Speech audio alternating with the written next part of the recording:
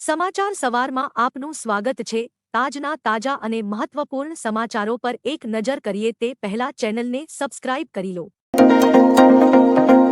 આગામી 48 કલાક ગુજરાત માટે ભારે હવામાન નિષ્ણાંત અંબાલાલ પટેલે ગુજરાત માથે વરસાદની આગાહી કરી છે। તેમણે કહ્યું કે 48 કલાકમાં રાજ્યભરમાં વરસાદ ખાબકશે અને ઉત્તર ગુજરાત અને પૂર્વ ગુજરાતમાં ભારે વરસાદ વરસી શકે છે। તેમણે રાજ્યમાં 17 અને 22 ઓગસ્ટ દરમિયાન ભારે વરસાદની આગાહી કરી છે, જેમાં અનેક વિસ્તારોમાં 10 થી 12 ઇંચ વરસાદ ખાબકશે। નર્મદા ડેમ ઓવરફ્લો થશે, કચ્છમાં જળબંબાકાર સ્થિતિ સર્જાશે।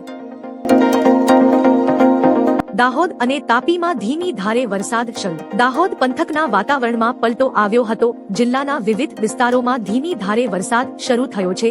દાહોદ અને ઝાલોદ તાલુકાના લીંબી, વરોડ, કારટ, મીરાખેડી, ખેડા અને ડુંગરી સહિતના વિસ્તારોમાં વરસાદની ધીમી ધાર વરસી રહી છે। ગ્રામ્ય વિસ્તારોમાં પણ હળવો વરસાદ નોંધાયો છે। વરસાદના કારણે વાતાવરણમાં ઠંડક પ્રસરી ગઈ છે। સાથે જ તાપી પંથકમાં ગત રાતથી વરસાદી માહોલ જામ્યો હતો। વ્યારા, સોનગઢ, બાલોડ અને નિઝરમાં વરસાદ વરસ્યો હતો। વિરામ બાદ વરસાદ પડતા ખેડૂતોને ફાયદો થશે। હાલ તાપી પંથકમાં ખેડૂતોએ ડાંગર, શાકભાજી અને શેરડીનું વાવેતર કરેલું છે।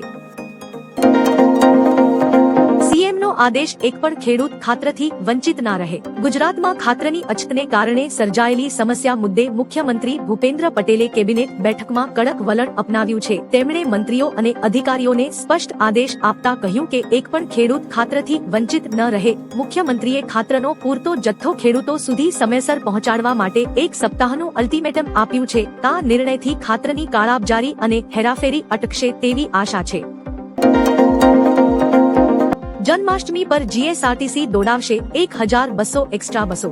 જન્માષ્ટમીના તહેવારને ધ્યાનમાં રાખીને જીએસઆરટીસી દ્વારા એક મોટો નિર્ણય લેવામાં આવ્યો છે। મુસાફરોને કોઈ અગવડતા ન પડે તે માટે ખાસ કરીને સૌરાષ્ટ્રના મેળાઓ અને મુખ્ય શહેરો માટે 1200 વધારાની બસો દોડાવવામાં આવશે। તહેવારના કારણે એડવાન્સ બુકિંગનો ભારે ધસારો જોવા મળી રહ્યો છે, જેમાં છેલ્લા 48 કલાકમાં લગભગ 2 લાખ સીટોનું ઓનલાઈન બુકિંગ થયું છે, જે એસટીની લોકપ્રિયતા દર્શાવે છે।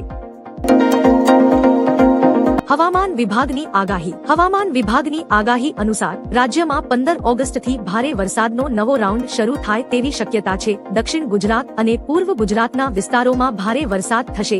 5 ઓગસ્ટથી 22 ઓગસ્ટ સુધી રાજ્યમાં ભારે વરસાદ પડશે। કચ્છ અને તેની આસપાસના વિસ્તારોમાં સક્રિય થયેલું અપર એર સાયક્લોનિક સર્ક્યુલેશન આ વરસાદનું મુખ્ય કારણ છે। આ સિસ્ટમને કારણે ભેજના પ્રમાણમાં વધારો થયો છે, જે કારણે ભારે વરસાદ થશે। ભારતને એવું સબક શીખવાડીશું કે આખી જિંદગી યાદ રાખશે। પાકિસ્તાનના વડાપ્રધાન શાહબાઝ શરીફે ભારતને ધમકી આપી છે કે જો ભારત પાકિસ્તાન તરફ વહેતા પાણીને રોકવાનો પ્રયાસ કરશે તો પાકિસ્તાન તેનો જડબાતોડ જવાબ આપશે। તેમણે કહ્યું કે પાણી પાકિસ્તાન માટે જીવનરેખા સમાન છે અને સિંધુ જળ સંધિ પર કોઈ સમાધાન કરવામાં આવશે નહીં। જો આવું કરવાનો પ્રયાસ થશે તો પાકિસ્તાન એવો પાઠ ભણાવશે જે આખી જિંદગી નહીં ભૂલાય। પેટ્રોલ ડીઝલ પર જનતાને ડામ, કંપનીઓ અને સરકારને ફાયદો। છેલ્લા 3 વર્ષથી ભારત રશિયા પાસેથી સસ્તા ભાવે ક્રૂડ ઓઇલ ખરીદી રહ્યું છે, પરંતુ તેનો લાભ સામાન્ય નાગરિકોને મળ્યો નથી। આ સસ્તા તેલનો 65% ફાયદો રિલાયન્સ અને ઇન્ડિયન ઓઇલ જેવી કંપનીઓને મળ્યો છે, જ્યારે સરકારને 35% ફાયદો થયો છે। કેન્દ્ર અને રાજ્ય સરકારો પેટ્રોલ ડીઝલ પર અનુક્રમે 46% અને 42% ટેક્સ વસૂલે છે। પરિણામે કંપનીઓ અને સરકારી તિજોરી ભરાઈ રહી છે। અમિત શાહે અને ભૂપેન્દ્ર પટેલે નિવાસ સ્થાને ફરકાવ્યો રાષ્ટ્રધ્વજ। કેન્દ્રીય ગૃહ અને સહકાર મંત્રી અમિત શાહે હર ઘર તિરંગા અભિયાન અંતર્ગત નવી દિલ્હીના પોતાના નિવાસ સ્થાને પત્ની સાથે રાષ્ટ્રીય ધ્વજ ફરકાવ્યો। 5 ઓગસ્ટને ધ્યાનમાં રાખીને શરૂ કરાયેલા અભિયાનમાં લોકો ઉત્સાહથી જોડાઈ રહ્યા છે। અમિત શાહે જણાવ્યું કે આ જનઅભિયાન દેશને એકતાના સૂત્રમાં બાંધે છે અને રાષ્ટ્રપ્રેમની ભાવના વધારે પ્રબળ બનાવે છે। તેમણે સોશિયલ મીડિયા પર તિરંગા ફરકાવતી તસવીરો પણ શેર કરી। તો બીજી બાજુ રાજ્યના મુખ્ય પ્રધાન ભૂપેન્દ્ર પટેલે તેમના નિવાસ સ્થાને તિરંગો લહેરાવ્યો હતો। રાહુલ જૂઠા છે અને તેમના આંકડા પણ। ચૂંટણી પંચ સામે રાહુલના આરોપો પર બીજેપીના સાંસદ અનુરાગ ઠાકુરે કહ્યું કે ગઈકાલે કેટલાક કોંગ્રેસના લોકો કહેતા હતા કે રાહુલ અને વિપક્ષી નેતાઓએ તોફાન મચાવ્યું છે। આ તોફાન નથી પણ ભૂલ છે। હું રાહુલને કહીશ કે તેમના ચહેરા પર ધૂળ હતી અને આજે તેઓ અરીસો સાફ કરતા રહ્યા। રાહુલ જૂઠા છે અને તેમના આંકડા પણ ખોટા છે। આનાથી લોકશાહીનો પતન થાય છે। કોંગ્રેસે હાર સ્વીકારી લીધી છે। કોંગ્રેસમાં આંતરિક લોકશાહીનો અંત આવ્યો। તારીખથી ફરી શરૂ થશે વરસાદ। રાજ્યમાં હાલ સુટોસવાયો વરસાદ વરસી રહ્યો છે, ત્યારે હવામાન શાસ્ત્રી પરેશ ગોસ્વામીએ આગાહી કરી છે કે એક વરસાદી સિસ્ટમ સક્રિય થવા જઈ રહી છે। બંગાળની ખાડીમાં આ વરસાદી સિસ્ટમ બની રહી છે। રાજ્યમાં 16 ઓગસ્ટથી 8 દિવસ સુધી આસપાસ વરસાદનો નવો રાઉન્ડ શરૂ થશે। આવા સમયે સૌરાષ્ટ્રના સોમનાથ જિલ્લામાં અને કચ્છ જિલ્લામાં ભારે વરસાદ નોંધાશે। રાજ્યમાં બનશે સાયબર ક્રાઇમનું અલગથી યુનિટ। ગુજરાત સરકારે સાયબર ક્રાઇમ માટે એટીએસ જેવી અલગ યુનિટ બનાવવાનો નિર્ણય લીધો છે। ગાંધીનગરમાં અદ્યતન ટેકનોલોજીથી સજ્જ ભવનનું નિર્માણ થશે। યુનિટમાં 1 આઈજી, 1 ડીઆઈજી, 5 એસપી, 8 ડીવાયએસપી અને 15 પીઆઈની નિમણૂક થશે। આર્થિક સત્તા માટે બોર્ડ અથવા નિગમ રચાશે। આ પગલું રાજ્યમાં વધતા સાયબર ગુનાઓને નિયંત્રિત કરવા અને તપાસને ઝડપી બનાવવા માટે લેવામાં આવ્યું છે। સુરત પોલીસે કાઢ્યો સદામ અને સાહિલનો વરઘોડો। સુરત શહેરના રાંદેર વિસ્તારમાં રહેતા બે કુખ્યાત આરોપીનો વરઘોડો પોલીસ દ્વારા કાઢવામાં આવ્યો હતો। આ આરોપીના સાહિલ અને ઇમ્તિયાઝ સદ્દામ છે। આ આરોપીઓની સંડોવણી ખંડણી અને બોગસ જીએસટી કૌભાંડ જેવા ગંભીર ગુનાઓમાં છે। સુરત પોલીસ દ્વારા આરોપીઓનો જાહેરમાં વરઘોડો કાઢવામાં આવ્યો હતો। સ્થાનિક લોકોએ પોલીસ પર ફૂલોનો વરસાદ કરી અને ફટાકડા ફોડીને આ કામગીરીને બિરદાવી હતી।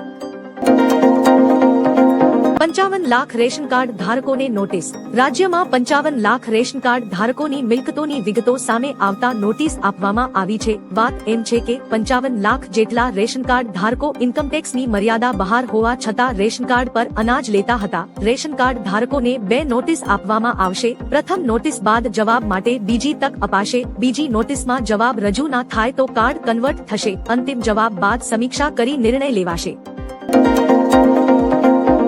વિદેશમાં ભણવા જવું એ ગુલામીની માનસિકતા। વિદેશમાં ભણવા જવું એ ગુલામીની માનસિકતા છે। આ નિવેદન રાજ્યપાલ આચાર્ય દેવવ્રતે આપ્યું છે। તેમણે જણાવ્યું કે અંગ્રેજોએ ગુરુ શિષ્ય પરંપરાને તોડી ભારતીય સંસ્કૃતિ અને જ્ઞાનને નબળું પાડ્યું। અંગ્રેજો મુઘલો કરતા વધુ ખતરનાક હતા કારણ કે તેમણે ભારતના અદ્વિતીય વિજ્ઞાન અને જ્ઞાનને નષ્ટ કર્યું। રાજ્યપાલે ભારતના ગૌરવશાળી ભૂતકાળની યાદ અપાવી શિક્ષણના પુનરુત્થાનની હિમાયત કરી।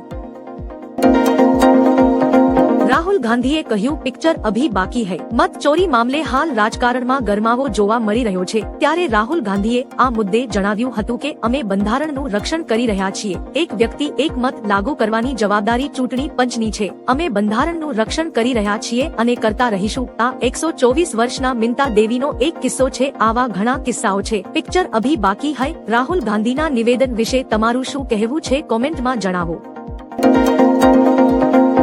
વરસાદ ખેંચાતા અન્નદાતા ચિંતિત। દાહોદમાં વરસાદ ખેંચાતા પાણીનો અભાવ અને ગરમીથી જીવાતનો ઉપદ્રવ શરૂ થયો છે। દાહોદ જિલ્લાના ખેડૂતોએ 35,875 હેક્ટર જમીનમાં સોયાબીનનું વાવેતર કર્યું હતું। ખેડૂતોની આ ખુશી લાંબો સમય ટકી શકી નહીં। જુલાઈ મહિનાના અંતથી વરસાદે મોઢું ફેરવી લીધું અને ઓગસ્ટ મહિનાના 10 દિવસ વીતી ગયા છતાં મેઘરાજા મહેરબાન થયા નથી। તાપમાનનો પારો 29 થી 31 ડિગ્રી વચ્ચે રહેતા ખેતરોમાં ઉભેલો સોયાબીનનો પાક હવે કરમાવા લાગ્યો છે। અમિત શાહે સીએમ ભૂપેન્દ્ર પટેલને લખ્યો પત્ર। અમિત શાહે મુખ્યમંત્રી ભૂપેન્દ્ર પટેલને પત્ર લખી પાલડી વિસ્તારમાં થતી ગેરકાયદેસર બાંધકામ અંગે ચિંતાજનક મુદ્દા ઉઠાવ્યા છે। તેમણે આક્ષેપ કર્યો કે કેટલાક મુસ્લિમ સમાજના લોકો પ્લાન પાસ કર્યા વગર મકાન બાંધી રહ્યા છે અને મોટી સંખ્યામાં મકાનો ખરીદી રહ્યા છે। પાલડીને જમાલપુર કે જુહાપુરા જેવા બનાવવાનો પ્રયાસ થઈ રહ્યો છે। સિદ્ધગીરી ફ્લેટના 104 મકાનો ખાલી કરાવવાના પ્રયાસો થઈ રહ્યા છે। પાકિસ્તાનની ધમકી વિશે બોલ્યા ઓવૈસી। હાલ પાકિસ્તાનના સેના પ્રમુખે પરમાણુ બોમ્બનો ઉપયોગ કરવાની ધમકી આપી હતી। ભારત સામે પાકિસ્તાની આર્મી ચીફની પરમાણુ ધમકીઓની અસદુદ્દીન ઓવૈસી દ્વારા આકરા શબ્દોમાં નિંદા કરવામાં આવી છે। આ અંગે ઓવૈસીએ જણાવ્યું હતું કે પાકિસ્તાનના સેના પ્રમુખ સડક છાપ ટપોરી જેવી ભાષાનો ઉપયોગ કરે છે। આવા ટપોરીને ગંભીરતાથી લેવા જોઈએ નહીં।